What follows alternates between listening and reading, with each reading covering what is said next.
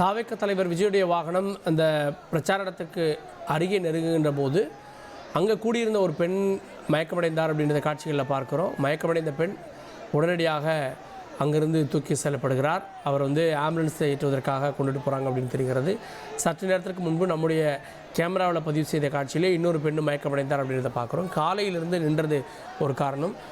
தட்பவெப்பம் அப்படின்றது இதமான சூழலாக இருந்தாலும் கூட நெரிசலால் ஏற்படக்கூடிய அந்த மூச்சு திணறலால் ஒரு பெண் மயக்கமடைஞ்சிருக்கார் இப்போ அப்படின்றத காட்சிகளை பார்க்குறோம்.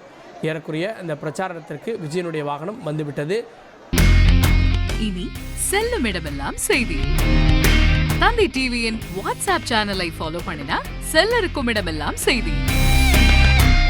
இதோ QR கோட் இப்பவே ஸ்கேன் பண்ணுங்க, ஃபாலோ பண்ணுங்க.